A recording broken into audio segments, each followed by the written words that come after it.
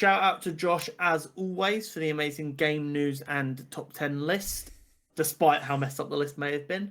But let's get into some nerdy news. Yes, let's. So, Robert Kirkman has suggested that Invincible may use unused comic storylines. This is apparently going to start in season 4, where they are going to use an unused story of where Mark fought the devil. Yes, which they So, sort of set up at the end of season 3 with a little tease. Exactly. So obviously, I've not read all the comic yet. By the time we're through Compendium 1, so I might go and read that now. A lot of people are being very what's the opposite of critical? They're giving a lot of praise to like some of the minor tweaks this show is doing from the comic run. Yes. They don't think they're doing them just for the sake of it. They think they work, and it's just a slightly different interpretation of the story.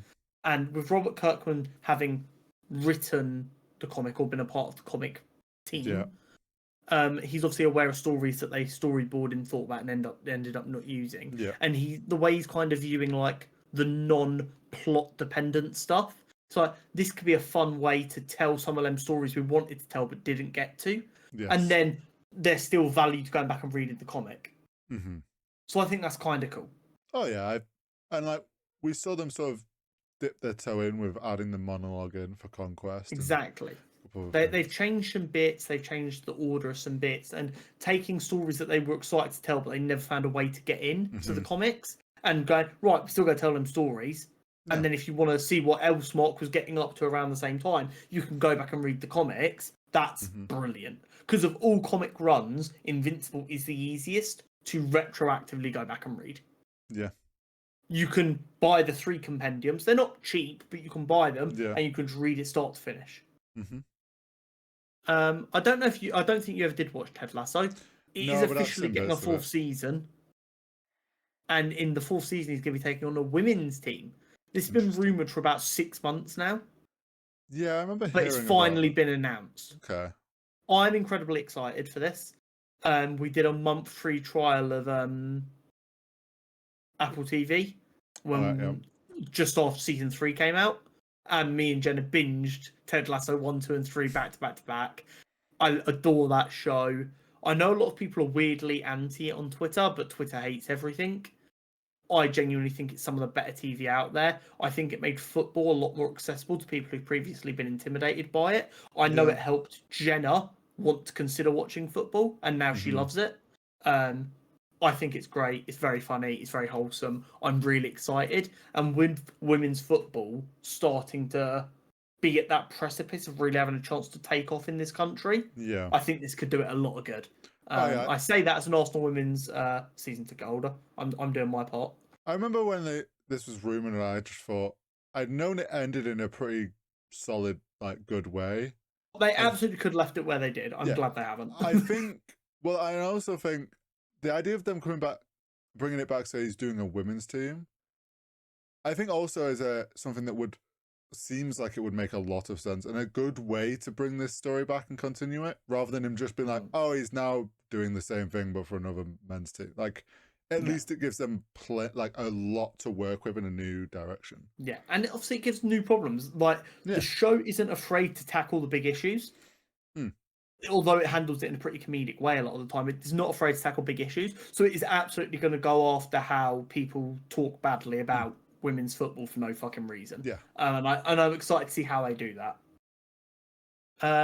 The Russo brothers have claimed that the circulated leaks of concept art are not theirs and they don't spoil anything. So maybe their claims that there will be no spoilers are true. So I see this as bullshit. Or some very good fake concept art. Part bullshit. I think this concept artist worked for one of these VFX studios that does work on the Marvel stuff. And internally, they did concept art because maybe they're going to be working on it. So they wanted to, like, get creative process going. They know they're going to be working on, and like, because people also realized a lot of the concept art was just versions of comic panels. Yeah. So clearly they've gone around and gone, these are the comic like pulled comic panels or were given comic panels. They've just kind of done concept art from those. Russo brothers probably never asked them to make that, so they can essentially be like, "That's not our concept art. We never commissioned that." Like, it's that legal sense of this isn't ours. It's all bullshit. But actually, like, it's somewhat maybe connected. Apparently, they were also given baseball Oh yeah. cards by Marvel that contained an actor's cost to include in the films and also how many movies they had left on their contract. That would make for a great top trumps deck. It's really funny because it seems ridiculous. It's like, oh my god, you're a multi-billion-dollar company. But as a director, when you're trying to work out your story and who's available, I feel like it could be quite helpful. Oh yeah, and like knowing that the Russo brothers are doing the next two big team-up movies, so if someone's only got one film left on their contract, they don't necessarily want to set them up to be a massive part of the second one. Well, that or like they need to know, oh, we want this person. You need to go get them locked in on a new contract ready because we don't want to do that between films if this pops off. Like that sort of stuff. Also, just if they've got a budget, they need to know who they can afford and who they can't. Like there's stuff like that matters. On that side, I guess it makes sense. On the creative side, I think it's like quite dystopian and sad.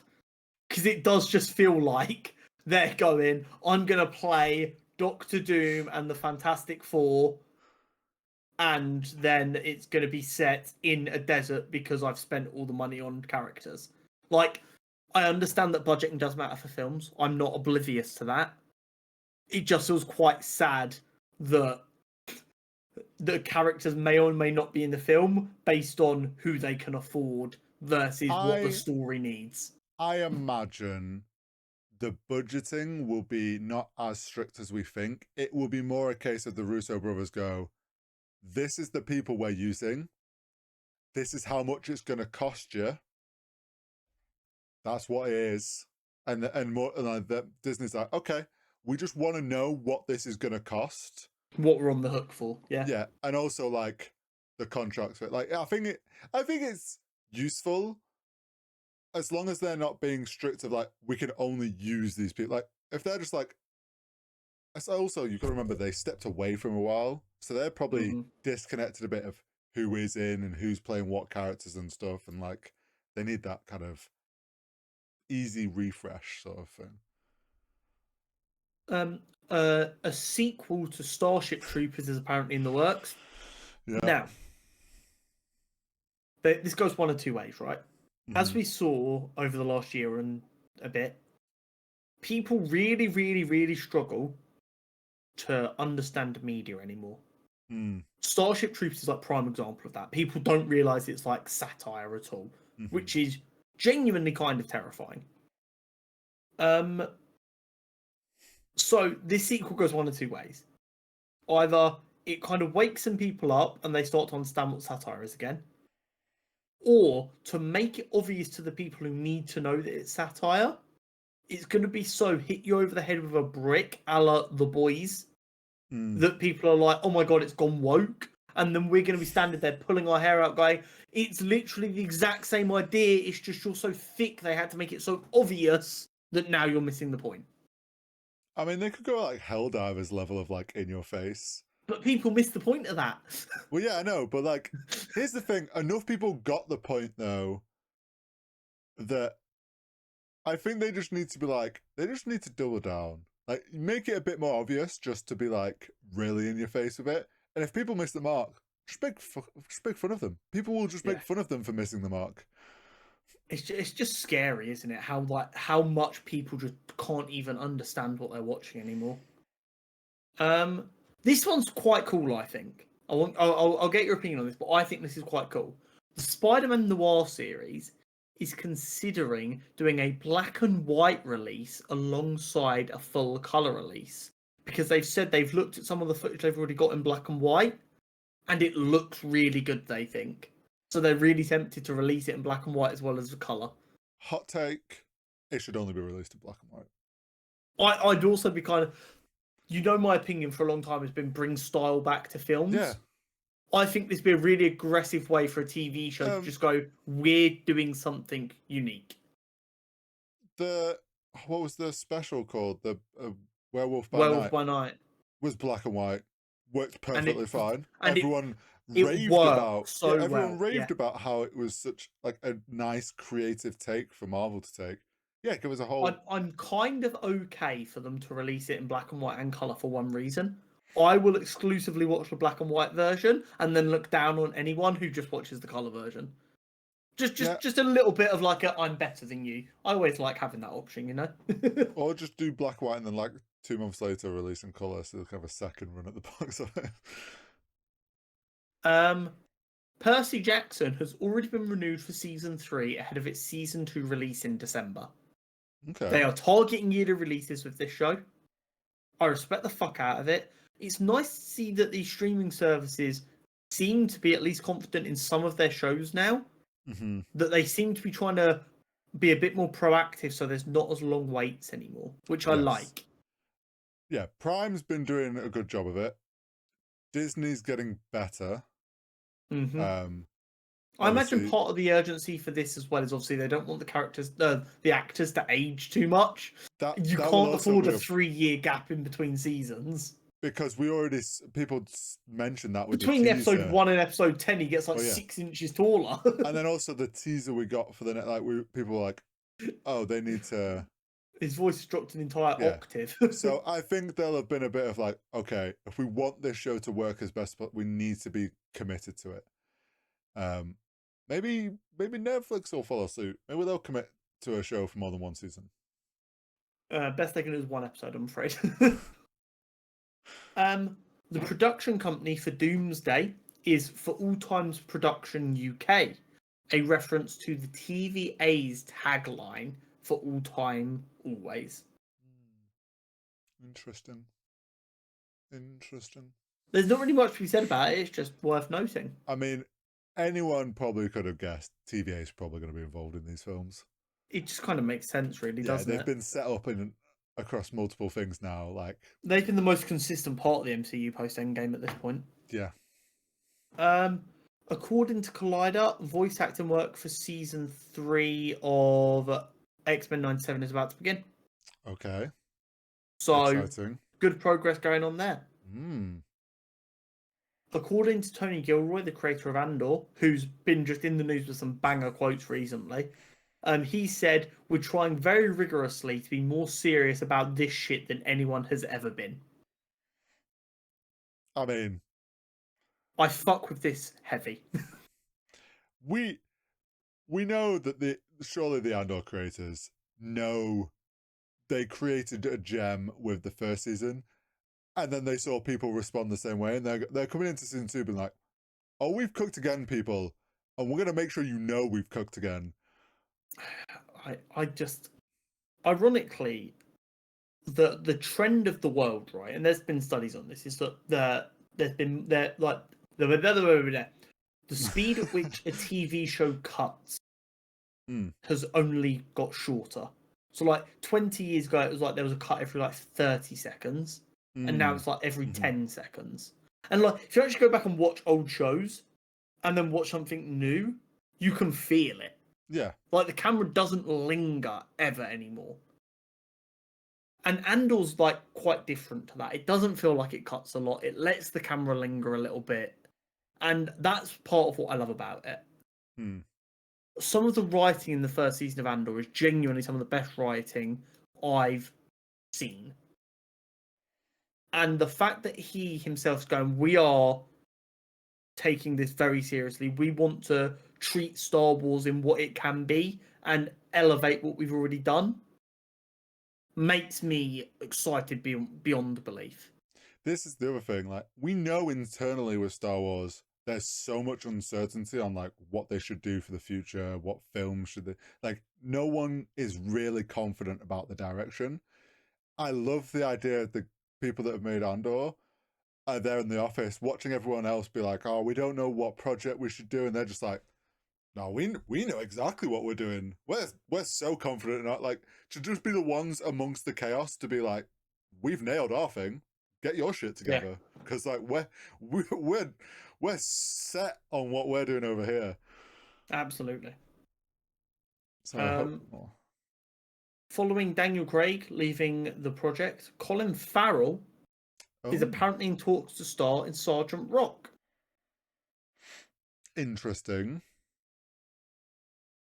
I feel this might have come from a little bit of bias from the success of Penguin, that they're like, we must use Colin Farrell. There's probably also an element of this helps solidify the Reeves versus Elseworlds, doesn't it? Well, yeah. Though some people would say, well, he's got enough prosthetics on in Penguin that you can't even really tell it's him. So he could very easily play two characters in the same universe.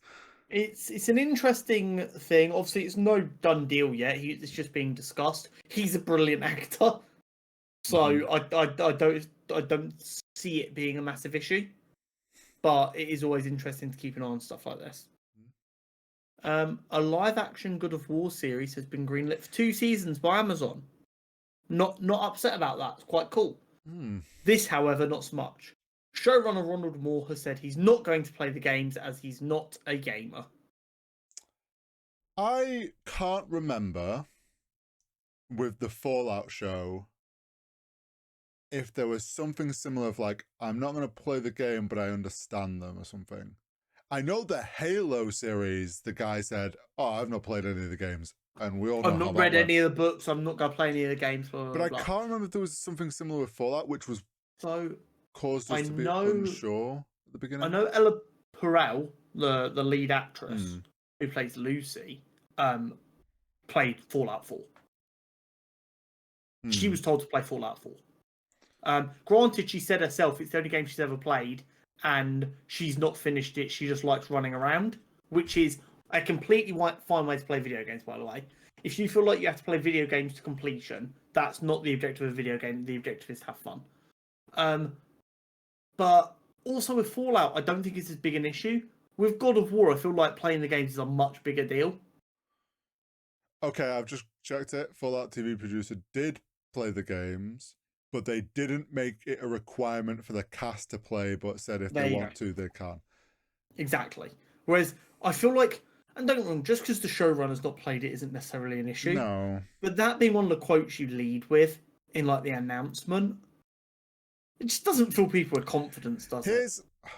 The only time that I'm okay with that is if they're then very clear that, like, look, I am very well read up on the universe and the world around God of War, and we aren't telling a story that is told in the games, and I don't want to be swayed by like, I want to make sure I'm writing something unique, and then it obviously gets vetted against stuff that's happened. Like that, that's the only time where I'm like, okay, your head's in the right place.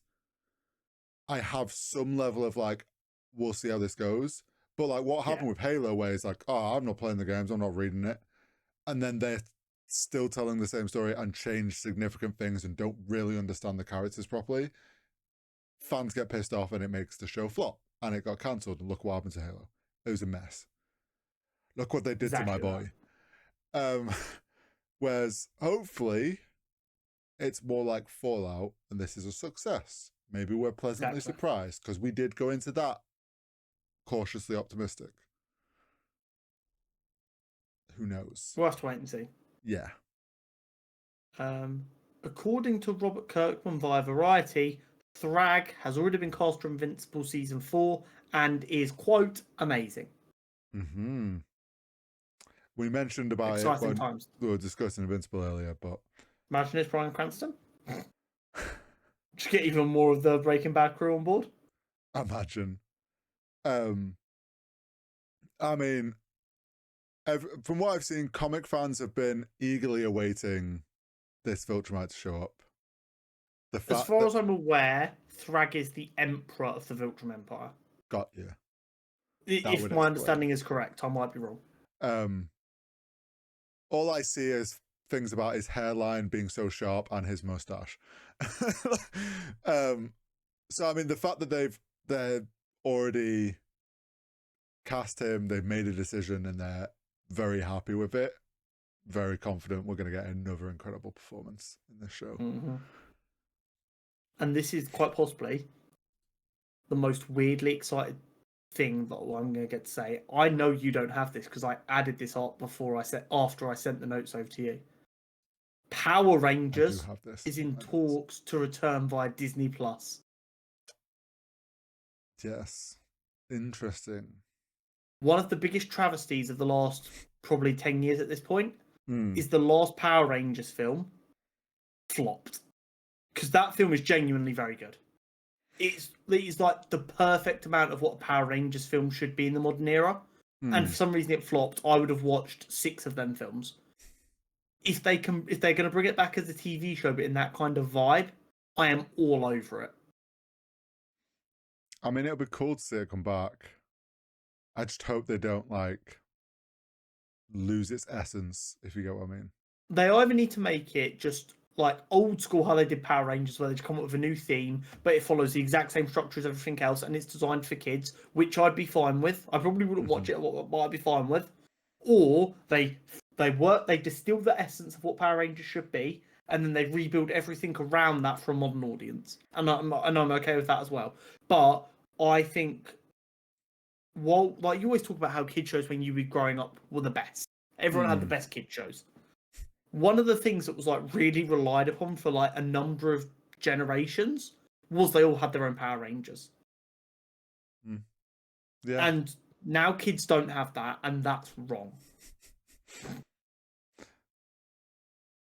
Like, it just is. Like, my brother grew up with like Mighty Morphin. Mm-hmm.